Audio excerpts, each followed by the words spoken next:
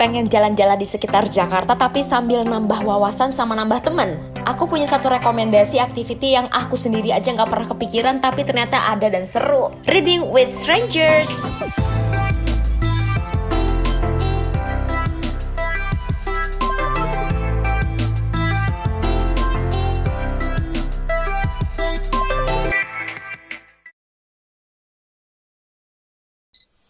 Hai sahabat Kompas.com, ketemu lagi sama aku Mutiara Berta di Travel Journals. Kali ini aku ada activity yang mungkin biasanya tidak pernah aku lakukan juga dan mungkin teman-teman gak pernah lakukan, yaitu kita mau membaca bareng di area terbuka kayak gini.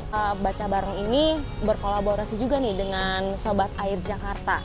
Jadi selain untuk meningkatkan awareness tentang betapa pentingnya kita menjaga air, juga mau meningkatkan awareness tentang pentingnya membaca buku. Nah, kira-kira keseruannya seperti apa ya di dalam kegiatan ini? Kalau kepo, ikutin terus ya.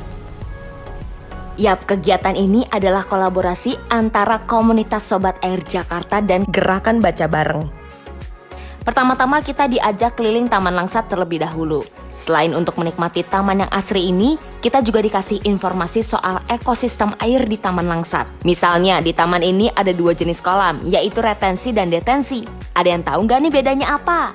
Jadi selama kita berjalan di Taman Langsat ini, tadi kita dijelasin nih soal kondisi air di Jakarta gitu ya. Kayak kita bisa lihat di belakang, di bawah ini, airnya tuh abu-abu. Jadi air abu-abu ini tuh karena sudah tercemar dengan bahan-bahan kimia dari kegiatan rumah tangga, kayak di rumah kita cuci piring pakai bahan kimia segala macam. Terus tadi juga dijelasin kalau di sini tuh ada 2 jenis kolam, yaitu kolam retensi dan detensi. Kalau retensi itu adalah air yang ditampung kemudian dikembalikan lagi ke badan sungai. Kalau detensi itu airnya ditampung kemudian diserap ke dalam tanah. By the way, teman-teman Sobat Air Jakarta seru banget loh ngejelasin soal ekosistem air di sini. Jadi info yang sebelumnya mungkin terdengar berat dan serius banget ini bisa kita terima dengan mudah dan fun. Kalau kamu mau cek kegiatan Sobat Air Jakarta lainnya, bisa cek di akun IG mereka saja ya.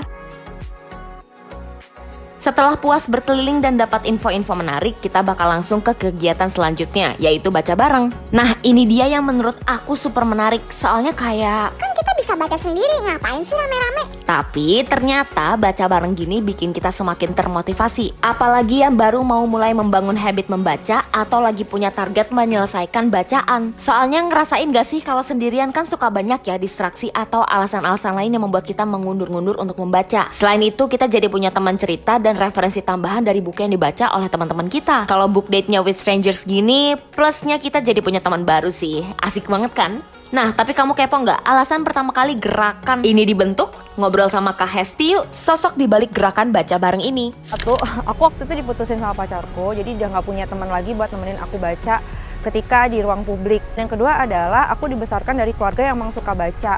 Melihat orang tua aku suka baca, itu adalah sesuatu yang normal buat aku. So, ketika aku keluar dari lingkungan rumahku ke Jakarta, aku ngerasa kaget karena rupanya membaca bukan sesuatu yang dilihat sebagai hal yang normal. So I feel like I'm alone, padahal kayak ya udah gue cuma pengen baca aja, nggak perlu diliatin sama orang gitu. Ada sedikit tips nih buat kamu semua kalau mau memilih tempat untuk baca di outdoor. Untuk teman-teman yang akan lebih fokus kalau misalnya lebih sunyi tempatnya, mungkin akan lebih baik mencari taman-taman yang sepi sih kalau menurut aku di outdoor. Kayak di mana tuh? Taman sepi tuh menurut aku tuh Taman Langsat tuh nggak sepi ya, cuma untuk besarnya karena dia luas dan persebaran orangnya cukup luas juga, jadi jarak antara satu kumpulan kerumunan dengan kerumunan lain agak jauh, jadi ya nggak terlalu berdempet-dempet. Denger lagu yang nggak bisa kamu nyanyiin.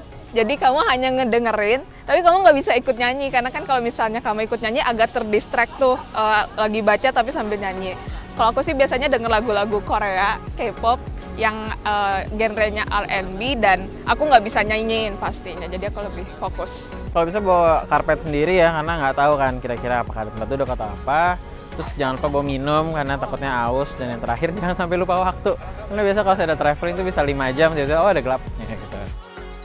Oke sahabat Kompas.com, itu dia keseruan baca bareng di outdoor. Ternyata membaca bareng-bareng seperti tadi tuh menyenangkan karena punya buddy yang menemani kita untuk membaca itu ternyata jadi lebih seru gitu loh. Dan membuat kita lebih excited dan lebih terpacu lagi nih untuk mau membaca gitu. So buat kamu yang mungkin masih mencari kegiatan di akhir pekan atau masih bingung mau ngapain, kamu bisa banget nih ajak teman kamu atau keluarga untuk baca bareng di outdoor kayak gini. Kalau gitu aku lanjut baca buku dulu ya. See you in the next travel journals.